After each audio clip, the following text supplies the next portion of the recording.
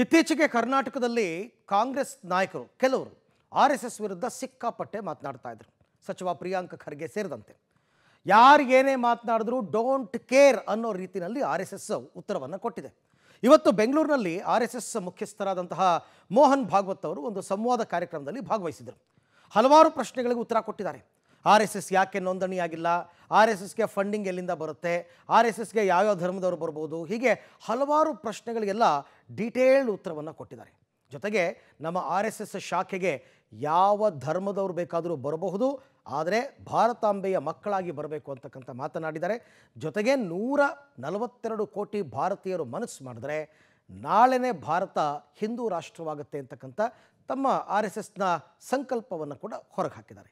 ಹಾಗಾದರೆ ಇವತ್ತಿನ ಸಂವಾದ ಕಾರ್ಯಕ್ರಮದಲ್ಲಿ ಆರ್ಎಸ್ಎಸ್ ಮುಖ್ಯಸ್ಥ ಮೋಹನ್ ಭಾಗವತ್ ಏನೆಲ್ಲ ವಿಚಾರಗಳ ಬಗ್ಗೆ ಮಾತನಾಡಿದ್ದಾರೆ ನೋಡೋಣ ಬನ್ನಿ. ಆರ್ಎಸ್ಎಸ್ ನೋಂದಣಿ ಮತ್ತು ಬ್ಯಾನ್ ಜಟಾಪಟಿ.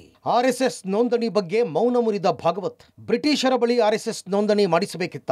ಬೆಂಗಳೂರಲ್ಲೇ ಸರಸಂಘ ಚಾಲಕ ಮೋಹನ್ ಭಾಗವತ್ ತಿರುಗೇಟು. ಕಳೆದ 3-4 ತಿಂಗಳಿನಿಂದ ಆರ್ಎಸ್ಎಸ್ ವಿರುದ್ಧ ಕಾಂಗ್ರೆಸ್ ಕಿಡಿ ಕರ್ನಾಟಕದಲ್ಲೇ ಹೆಚ್ಚು ಹೊತ್ತಿಕೊಂಡಿದ್ದು. ಆರ್ಎಸ್ಎಸ್ ಪಥಸಂಚಲನದಿಂದ ಹಿಡಿದು ಆರ್ಎಸ್ಎಸ್ ನೋಂದಣಿ ತನಕ ಕಾಂಗ್ರೆಸ್ ಅಬ್ಬರಿಸಿತ್ತು. ಇದು ಸಹಜವಾಗಿಯೇ ದೇಶದಲ್ಲೂ ಸಂಚಲನ, ಪರ ವಿರೋಧ ಚರ್ಚೆ ಹುಟ್ಟುಹಾಕಿತ್ತು. ಆದ್ರೀಗ ಕರ್ನಾಟಕ ನೆಲದಿಂದಲೇ ದೇಶಕ್ಕೆ ಆರ್ಎಸ್ಎಸ್ ಸಂದೇಶ ರವಾನಿಸಿದೆ. ಬೆಂಗಳೂರಿನ ಖಾಸಗಿ ಕಾಲೇಜಿನಲ್ಲಿ ಸಂಘದ ಶತಮಾನೋತ್ಸವ ಅಂಗವಾಗಿ ನಡೆಯುತ್ತಿರುವ 2ನೇ ದಿನದ ಉಪನ್ಯಾಸದಲ್ಲಿ ಸಂವಾದಕ್ಕೆ ಅವಕಾಶ ಕಲ್ಪಿಸಲಾಗಿತ್ತು. ಸಂವಾದದ ವೇಳೆ ಆರ್ಎಸ್ಎಸ್ ಸರಸಂಘ ಚಾಲಕ ಮೋಹನ್ ಭಾಗವತ್ ಆರ್ಎಸ್ಎಸ್ ನೋಂದಣಿ ಆಗಿಲ್ಲ ಏಕೆ ಎಂಬ ಪ್ರಶ್ನೆಗೆ ಉತ್ತರಿಸಿದ್ದಾರೆ. Sangha started in 1925. So, do you expect us to register with the British government? Against whom our Sarsanga Chalaka was fighting at that time. Then after independence, the laws we have now in Swatantra Bharat, they do not make registration compulsory. The legal status is also given to unregistered body of individuals. So we are categorized as body of individuals. And we are a recognized organization. So Income Tax Department asked us to pay income tax. And there was litigation. Income Tax Department said, the court said, this is a body of individual. And our Guru Dakshina was exempted from that. Muslim, ಕ್ರೈಸ್ತ ಯಾರು ಬೇಕಾದರೂ ಶಾಖೆಗೆ ಬರಬಹುದು. ಧರ್ಮ ಹೊರಗಿಟ್ಟು ಭಾರತ ಮಾತೆಯ ಮಕ್ಕಳಾಗಿ ಬರಬೇಕು. ಇನ್ನು ಸಂಘದಲ್ಲಿ ಮುಸ್ಲಿಮರನ್ನ ಸೇರಿಸಿಕೊಳ್ಳಲು ಅವಕಾಶ ಇದೆಯಾ? ಸಂಘದಲ್ಲಿ ಅಲ್ಪಸಂಖ್ಯಾತ ಮುಸ್ಲಿಂ ಮಕ್ಕಳಿಗೆ ಶಿಕ್ಷಣ ಸಂಸ್ಥೆಗಳ ಸ್ಥಾಪಿಸುವ ವಿಚಾರ ಇದೆಯಾ ಎಂಬ ಪ್ರಶ್ನೆಗೆ ಮೋಹನ್ ಭಾಗವತ್ ಉತ್ತರಿಸಿದ್ದಾರೆ. Member of the Hindu society ಆಗಬೇಕು ಅಷ್ಟೇ. ಮುಸ್ಲಿಮರು, ಕ್ರೈಸ್ತರಿಗೂ ಸ್ವಾಗತ.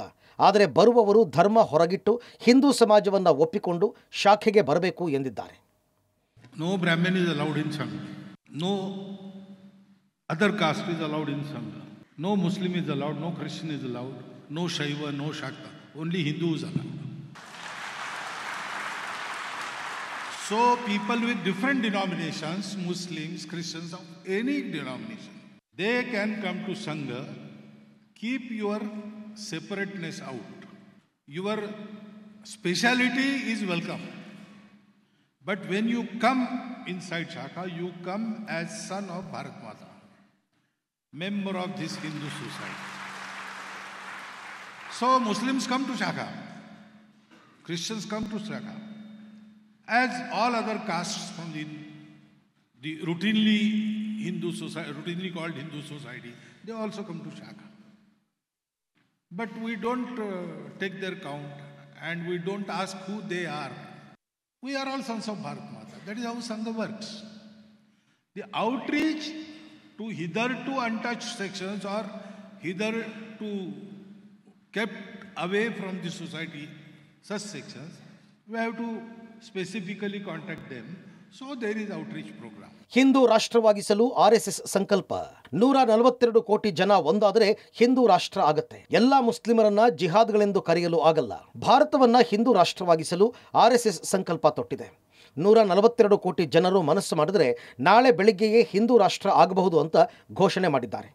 ಲವ್ ಜಿಹಾದ್ ಪ್ರಶ್ನೆಗೆ ಮೋಹನ್ ಭಾಗವತ್ ತೀಕ್ಷ್ಣ ಉತ್ತರಿಸಿದ್ದು, ನಮ್ಮ ಮನೆಯಲ್ಲೇ ಸಂಸ್ಕಾರ ಕಲಿಸಬೇಕು. ಎಲ್ಲ ಮುಸ್ಲಿಮರನ್ನು ಜಿಹಾದ್ಗಳು ಅಂತ ಕರೆಯಲು ಆಗಲ್ಲ ಅಂದಿದ್ದಾರೆ. ಇನ್ನು ಕರ್ನಾಟಕದಲ್ಲಿ ನಡೆಯುತ್ತಿರುವ ಆರ್ಎಸ್ಎಸ್ ವಿರುದ್ಧದ ಕೂಗಿಗೆ ಮೋಹನ್ ಭಾಗವತ್ ಹರಿತವಾಗಿಯೇ ತಿರುಗೇಟು ಕೊಟ್ಟಿದ್ದಾರೆ. ನಾವು ಎಲ್ಲದಕ್ಕೂ ಉತ್ತರಿಸಿ ಸಮಯ ಹಾಳು ಮಾಡಲ್ಲ. ಎಲ್ಲ ಪ್ರಶ್ನೆಗಳಿಗೂ ಉತ್ತರಿಸಬೇಕು ಅಂತ ಇಲ್ಲ. ನಮಗೆ ಮಾಡಲು ಬೇಕಾದಷ್ಟು ಇನ್ನೂ ಕೆಲಸಗಳಿವೆ ಅಂತ ತಿರುಗೇಟು ಕೊಟ್ಟಿದ್ದಾರೆ. ನೋಂದಣಿ ಎಲ್ಲ ಸಂಘಟನೆಗಳ ಬಗ್ಗೆ ಹೇಳಿದ್ದು, ಕೇವಲ RSS ಬಗ್ಗೆ ಹೇಳಿಲ್ಲ. ಭಾಗವತ್ಗೆ ಸಿಎಂ ಸಿದ್ದರಾಮಯ್ಯ ಟಾಂಗ್. ಇನ್ನು RSS ನೋಂದಣಿ ಬಗ್ಗೆ ಮೋಹನ್ ಭಾಗವತ್ ಹೇಳಿಕೆಗೆ ಸಿಎಂ ಸಿದ್ದರಾಮಯ್ಯ ತಿರುಗೇಟು ನೀಡಿದ್ದಾರೆ. ನಾವು ನೋಂದಣಿ ಬಗ್ಗೆ ಹೇಳಿದ್ದು ಎಲ್ಲ ಆರ್ಗನೈಸೇಷನ್ ಬಗ್ಗೆ, ಕೇವಲ RSS ಅಂತ ನಾವು ಹೇಳಿಲ್ಲ. ಅವರು ಈ ರೀತಿ ಅರ್ಥ ಮಾಡಿಕೊಂಡ್ರೆ ಹೇಗೆ ಹೇಳೋದು? ನಾವು ಮೋಹನ್ ಭಾಗವತ್ಗೆ ಉತ್ತರ ಕೊಡಬೇಕಾಗಿಲ್ಲ ಎಂದಿದ್ದಾರೆ. ನಾವು ಹೇಳಿರೋದು RSS ಅಂತ ಹೇಳಿಲ್ಲ, ಎನಿ ಆರ್ಗನೈಸೇಷನ್ ಅವರು ಪರ್ಮಿಷನ್ ತಗೊಂಡು ಮಾಡಬೇಕು ಜಿಲ್ಲಾಧಿಕಾರಿಗಳ ಹತ್ರ ಅಂತ ಹೇಳಿದ್ದೀವಿ. ಅದನ್ನು ಬಿಟ್ಟರೆ RSS ಅಂತ ಸ್ಪೆಸಿಫಿಕ್ ಆಗಿ ಹೇಳಿಲ್ಲ. ಅವರು ಭಾವಿಸ್ಕೊಂಡಿದ್ದಾರೆ RSS ಅಂತ. ಎನಿ ಆರ್ಗನೈಸೇಷನ್ ಅಂದ್ರೇನು?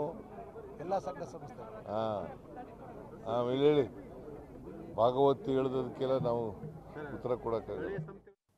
ಒಟ್ನಲ್ಲಿ RSS ಬಗ್ಗೆ ಎತ್ತಿದ್ದ ಹಲವು ಪ್ರಶ್ನೆಗಳಿಗೆ, ಕೆಲ ಹಿಂದುತ್ವದ ವಿಚಾರಗಳಿಗೆ RSS ಸರಸಂಘ ಚಾಲಕ ಮೋಹನ್ ಭಾಗವತ್ ಉತ್ತರ ಕೊಟ್ಟಿದ್ದು, RSS ವಿರುದ್ಧ ಮಾತನಾಡೋರಿಗೆ ನಿರ್ಲಕ್ಷ್ಯವೇ ಮದ್ದು, ನಮ್ಮ ಕೆಲಸವೇ ಉತ್ತರ ಎಂಬ ಸಂದೇಶ ರವಾನಿಸಿದ್ದಾರೆ. Political bureau, public TV.